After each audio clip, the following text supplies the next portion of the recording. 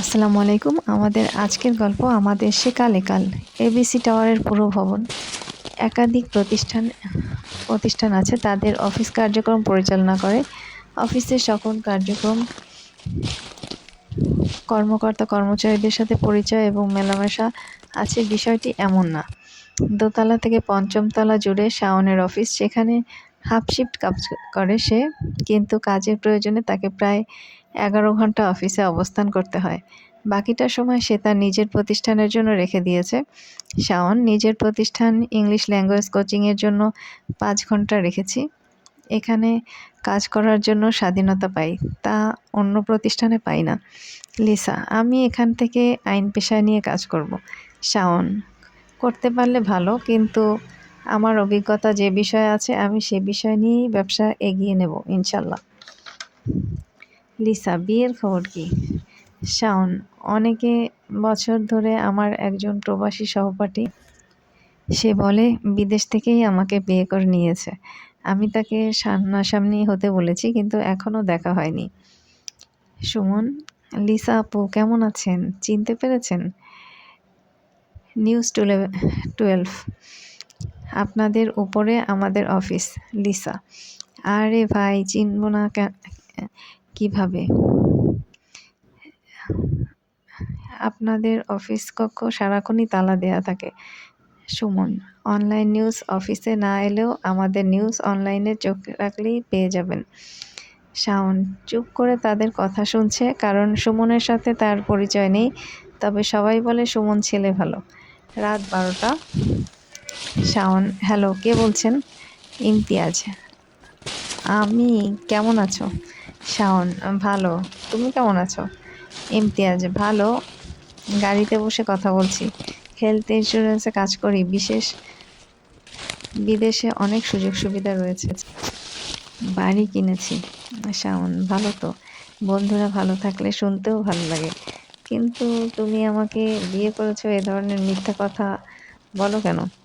তোমার সাথে ক্যাম্পাসের কথাই হলো না। সেদিন ফোনে কথা বললে কী বলেছ? ইমতিয়াজ: তোমাকে আমেরিকা নিয়ে আসবো, কাগজ জমা দিতে হবে, এজন্য করেছি। সত্যি? শাওন: প্রমাণ দাও। পরিবারের লোকেরা কিছুই জানে না। খোঁজ নিতে গিয়ে বাড়ি ছাড়া হয়েছি, এখন ম্যাচে থাকতে হচ্ছে। ইমতিয়াজ: অতিরিক্ত বাড়াবাড়ি করেছে তোমার খালা, উনি তোমার বাবার জমিতে ঘর তুলে থাকে, দাপট দেখায়। শাওন: মাঝখান থেকে আমাকে ফাঁসালে কেন?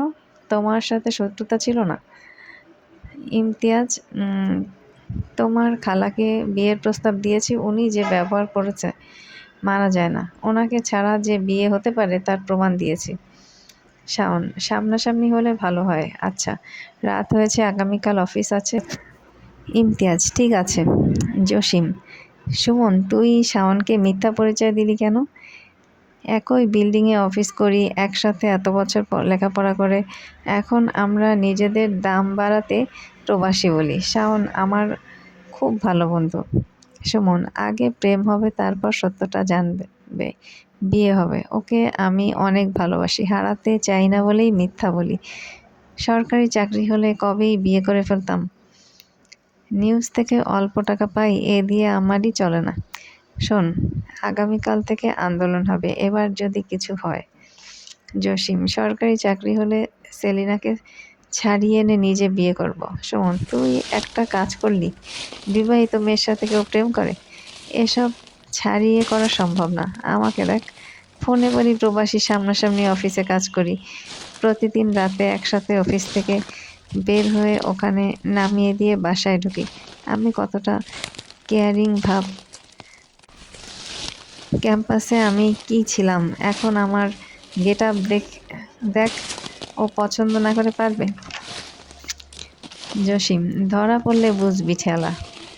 সুমন: যখন ধরা পড়ব তখন আমি সরকারি অফিসের বড় কর্তা, আমার চমক ও টিভিতে দেখবে। ছুটির দিন নিউজের সাংবাদিক, সরকারি অফিসের চাকরি নিতে গিয়ে নিয়োগদাতাই হয়ে গেছে। অনুষ্ঠান চলছে, অনেক অজানা তথ্য জানা হয়েছে। ছায়া সংসদ কার্যক্রম শেষ হয়েছে, এখন সুমন সবার পরিচিত মুখ। হঠাৎ একদিন তার সাথে দেখা। Shaon: public figure Suman sir কেমন আছেন? সুমন: ভালো। তুমি আপনি বলো কেন? শাওন: ছায়া সংসদের সদস্য, সম্মান করতেই হবে। এত যে রিস্ক নিলে? তোমার সরকারি চাকরির বয়স নেই, একদিন ক্লাস করেই আকাশ ছোঁয়ার স্বপ্ন দেখো কেন? সুমন: ভাতা পেয়েছি, এখন পুরনো কর্মস্থলে ফিরে যাব। আয় যা হবে আমাদের চলে যাবে, কম খাবো কম পড়ব। শাওন: আমাদের কথা বলো কেন? সুমন: আমি ইমতিয়াজ, পরিচয় দিয়ে তোমার সাথে কথা বলেছি। তোমার বাসায় প্রস্তাব দিলে তোমার খালা রাজি হলো না। উনি মারা গেছে, ঝামেলা শেষ। তুমি আপত্তি করো না, আগামীকাল বিয়ে করে ফেলি। তোমাকে আমার বাড়ি আসতে হবে না, আমি তোমার বাসায় আসব। দুবার বাড়ির লোকেরা তোমাকে অপমান করেছে, আমার খারাপ লেগেছে। শাওন: ওনাদের তৃতীয়বার আমাকে বাড়ি ছাড়া করার সুযোগ দেব না। তুমি আমাকে পছন্দ করো, আগেই বলতে পারতে। এজন্য মিথ্যা পরিচয় দেওয়ার প্রয়োজন ছিল না। তোমার এলাকায় দুবার বাসা নিয়ে তোমার কাকাদের উৎপাতে বাসা ছাড়তে হয়েছে। এখন তোমার এলাকা থেকে দূরে চলে গিয়েছি। তোমাকে বিয়ে করে আমার ব্যবসার বাসা সব জগাখিচুড়ি করে দিতে পারবো না। সুমন: আমার উপর বিশ্বাস রাখো, দুদিকেই সময় দেব। তারা যেখানে আছে সেখানেও তাদের মতো থাকবে, তুমি যেখানে আছো সেখানে থাকবে। তোমার সব আমি দেব। অবশেষে সুমন আর শাওনের পরিকল্পনা অনুযায়ী কাজ হলো। এবার তৃতীয় শক্তি সফল হতে পারেনি। অসংখ্য ধন্যবাদ।